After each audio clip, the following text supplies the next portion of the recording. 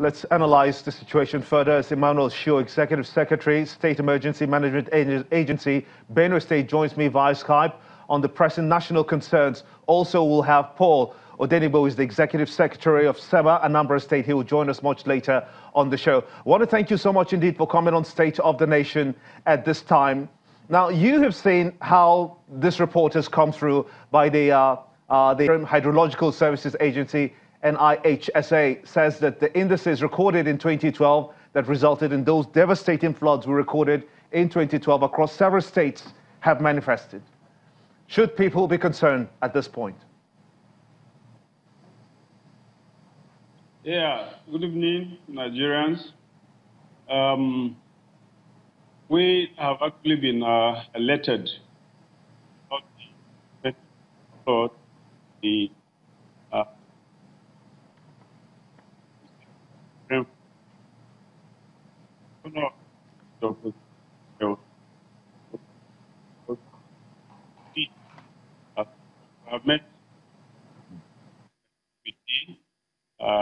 Benue SEMA is working alone, working with. Well, unfortunately, we'll try to get those lines cleared as quickly as possible. But just some background information that's coming from the Nigerian Hydrological Agency, saying that some states in the country, including Kwara, Niger, Kebbi, Kogi, Edo, Anambra, Rivers, Delta, Bayelsa, Adamawa, Taraba, and Benue State, have been reported to be those states to watch very closely, as the agency is telling people at this time that we may have a recurrence of what happened in 2012. You will recall also that when that happened in 2012, a lot of emergency efforts were being made by the government of the day at that time, including philanthropist Haji Aliko Dangote, who made major contributions to try to see that pathways into exit points for tributaries into the ocean were cleared out, and people who had been affected by that devastation at that level get some sort of reprieve from the SEMAs in different states. But how well has this worked, and how well has that impacted, especially now that we're seeing the rains increasing? We're getting reports also that the rains have actually increased, and NIMET reports is also coming through. We're getting information that Lokoja recorded a stage height of 9.89 meters and a discharge value of 21,326 cubic meters per second, as against lower values of 9.43 meters and 19,762 cubic meters per second recorded on the corresponding date of 06/09/2012, and compared to what we're having now. So it's a really disturbing situation that we saw way back then in 2012, hoping that it will not be the same occurrence. But the agencies have attributed bad practices by persons blocking drainage ways, as well as building on drainage paths, to be one of the major causes. We've seen that also in Lagos State, when the Lagos State government has harped on the need to clear those drainages and to adopt better practices by people and not to dump refuse in water paths. But how well is that going to happen? We're going to be watching very closely. And let's get back to my guest on Skype, Emmanuel Shaw, Executive Secretary, State Emergency Management Agency from Benue State.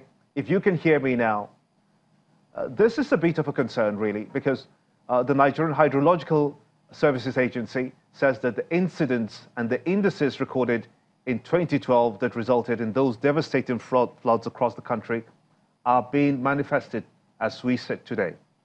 Should people be concerned? Yeah, thank you, Mr. Gimba. We are actually concerned. We are also have been alerted. As you all know, flooding in Benue State is a perennial problem.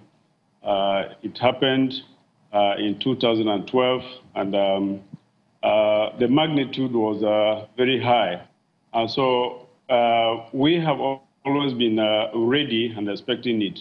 And also, given the alert that has been issued by NIMET and NIHSA, we have already come together as a team. We're working with Ministry of Water Resources, Ministry of Information, and other relevant stakeholders in preparing. We have had 2 stakeholders meetings, and even today, we have issued out announcements on radio, FM, Benwell, Harvest FM, television, through newspapers, through jingles. We have also issued out announcements to churches, alerting the public to be ready so that when the flood occurs here, it will not take them by surprise. We are also encouraging people to try to relocate and also to open up their gutters, to remove refuse from their gutters. And the government has already done a lot of work in terms of deseating water channels that were blocked. So these are some of the arrangements that we have made. We have also made a contingency plan. Government has approved some money to get ready with relief materials so that when a flood happens in Benue State, we will be able to take care of the victims. We have also made arrangements for a central place. Makurdi International Market is there. It is unoccupied, it's not in use. So we have also made that place ready so that when a flood occurs here and people are displaced, we will evacuate them. People who are not able to leave their areas that are flood prone, who are not able to leave those places, when that occurs, we evacuate them and take them to Makurdi International Market. If you could let me just butt in here for a minute or two. My apologies, because we know that this has happened in the past. And then there have been efforts by the government to try to see that it doesn't occur again. How much of that has impact as we speak today? Because if you think of what happened in 2012 and the efforts by the philanthropist Alhaji Aliko Dangote, Africa's richest man, and the government at that time to try to stop this, what more have we moved from the point that we were at that in 2012 to where we are today in 2018? Yeah, government has actually put in place a lot of measures. One of it is to discourage people building on water channels. Ministry of Lands discourages people and refuses to even give papers to people who intentionally want to build on water channels. Government has also expended a lot of money doing a lot of deseating of water channels. Also encouraging residents